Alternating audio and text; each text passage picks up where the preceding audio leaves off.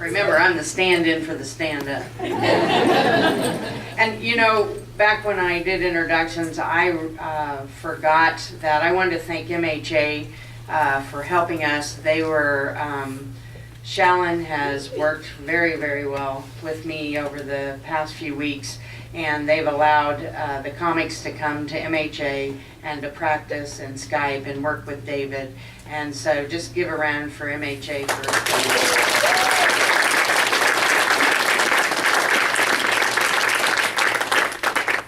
Well, I'm the parent of 3 children who have mental illness, and getting them through school was really tough. Once I heard a teacher say, I don't know what you do to him before you send him to school, but he sure as heck when he gets here. And I did.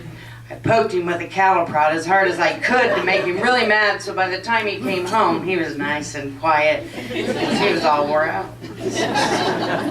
Once my 2 boys woke up at 5 o'clock in the morning, I kid you not, running through the house. Each one had an egg in each hand. One went into the kitchen, he fell down, 2 eggs on the floor. The other one came in, he slipped on that egg, 4 more eggs on the floor. That was our mental health version of scrambled eggs. We just threw on some cheese and called it an omelet. My daughter found a creative way to eat her cereal. Instead of pouring it in a bowl, she poured it all over the kitchen cabinet, all over the kitchen table. Then she took sugar and poured it over that, and then milk over that. Not many 4-year-olds know how to make a breakfast buffet. I was so proud I went and got the neighbors and invited them over for breakfast. When one of my sons was 8, they said he'd live in a group home or jail. What's an 8-year-old going to do to be put in jail? Hold up a bank with an action figure? But he was a real food connoisseur. At one point he attacked a van driver because the kids in the group wanted to go to McDonald's and he wanted to go to Long John Silver's. Come on, everyone knows that a Happy Meal isn't nearly as good as a sampler platter.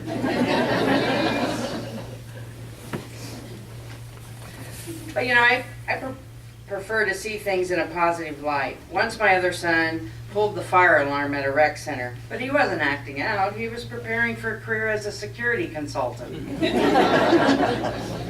I was diagnosed with depression, anxiety, and ADHD over 20 years ago.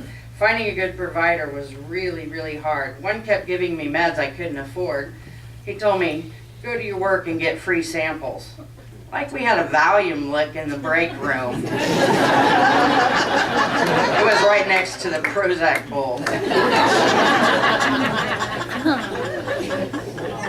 Then I got someone who was so overwhelmed by what I was going through that I had to start giving her therapy.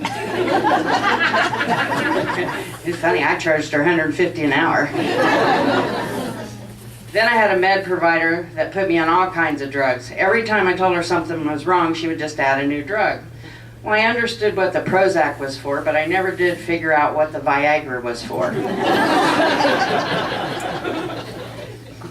Because of my ADHD, my partner banned me from doing the laundry because I put everything in the wrong place, and I put things in the dryer that aren't supposed to be. Now if I can just get banned from the housework, grocery shopping, and yard work, I'd have the whole ADHD benefit package.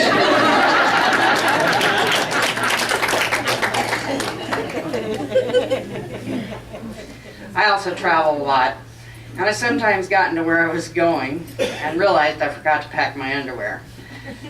So I have to go get some new ones, but apparently you're not supposed to go down to the front desk and wait for somebody checking in not to look. Steal the underwear from their bag, especially when they're men's. I'm supposed to take my ADHD medicine twice a day, and that would be great if I could remember. But I'm a positive person. I get pretty excited about things I want to do, like traveling, going to sporting events, and getting new underwear. And I'll talk about mental health to anyone, but apparently you're not supposed to do that in the line of McDonald's.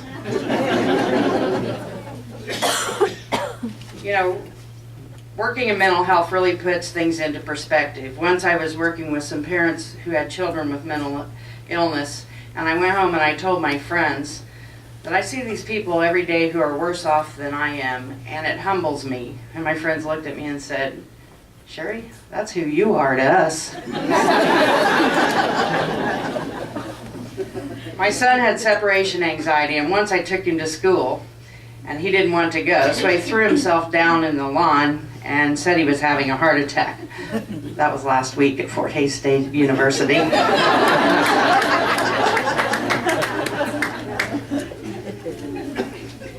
Eventually, when he had those symptoms, I'd give him Tums and tell him that was the cure. To this day, he can't figure out why you can buy them over the counter.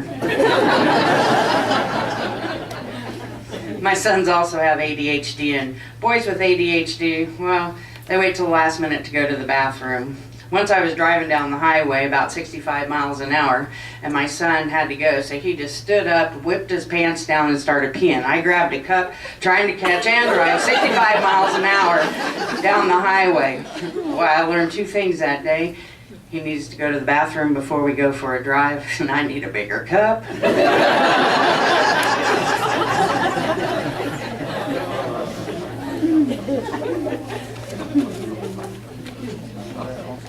Another time I was at Sonic ordering lunch, and my son opened up the van door on the other side, started peeing away at the car next to us.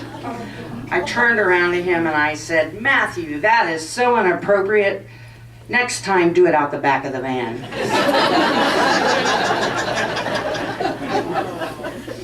I've been in all sorts of accidents. Once we were in a boat accident and my dad hit a sandbar because he was telling a joke and not paying attention.